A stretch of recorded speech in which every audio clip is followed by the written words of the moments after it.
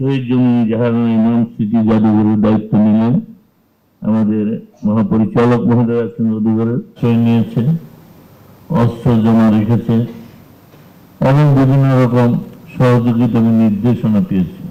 আজকে তার এই জাদুঘর আমি মনে করি এটা সরকারি উদ্যোগে ব্যাপকভাবে লোক সমাগমের, বিশেষ করে আমাদের নতুন প্রজন্মদেরকে আনার জন্য ব্যবস্থা নেবে।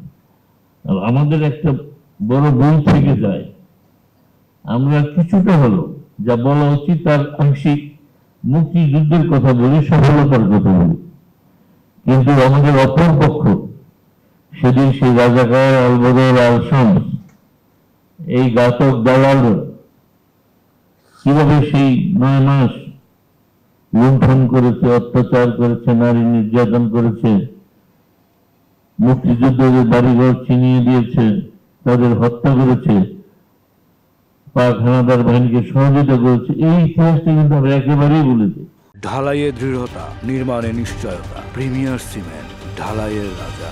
মুক্তিযুদ্ধের যে চেতনা আজকে কিন্তু অনেকটাই আমি মনে করি যে আমরা হারে, বিশেষ করে আমাদের প্রজন্ম, আমরা যখন মুক্তিযুদ্ধ বা মুক্তিযুদ্ধ পরিবার, আমাদের সন্তানরাও যথাযথভাবে জানে না কিভাবে মুক্তিযুদ্ধ হয়েছে।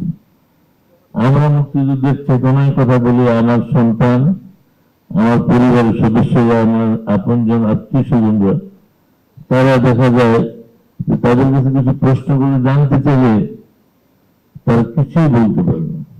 তেমন কিছু উল্লেখযোগ্য এরই সংখ্যা বেশি, খুব অল্প জনই পারে। সেই জন্য আমি মনে করি আমি বিনয়ের সাথে সকলের কাছে আবেদন রাখবো যে আমাদের নিজেরা যদি মুক্তিযুদ্ধের চেতনাকে ধারণ করলে হবে না, আমরা যেন আমাদের পরিবার পরিজন, আপনজন সবাইকে নিজ নিজ উদ্যোগে মুক্তিযুদ্ধের চেতনা তাদেরকে উজ্জীবিত করার জন্য দায়িত্ব পালন করতে পারি, এই আবেদন রেখে অত্যন্ত আনন্দের সাথে, এটা গৌরবের সাথে যে আমরা যে কাজটা আজকে করতে পারলাম, আমাদের সরকারের পক্ষ থেকে আমাদের মাননীয় সংস্কৃতি বিষয়ক মন্ত্রী যে কাজটি করলেন, যে এই শহীদ জমি জাহারণ ইমাম স্মৃতি জাদুঘরের দায়িত্ব নিলেন।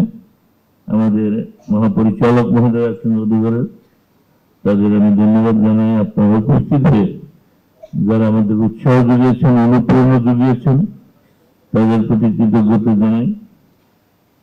সর্বোপরি আজকে একটু একটা জিনিস বলতে হয়, এই আমরা বহুবার এখানে অনুষ্ঠান করেছি, কিন্তু আজকে যে পরিবেশ, এখন মনে হয় যে সংস্কৃতির কিছুটা ছোঁয়া বন্ধ আমরা পাচ্ছি। এই একটা ব্যতিক্রম জন্য স্টেজের অব্যবস্থাপনা দেখছি, সেজন্য আমি মন্ত্রীকে ধন্যবাদ জানাই। আমরা আশা করি যে আমরা সেই গতানুগতিক অবস্থা থেকে যাতে একটু বাস্তবতা এবং যেন সামঞ্জস্য থাকে,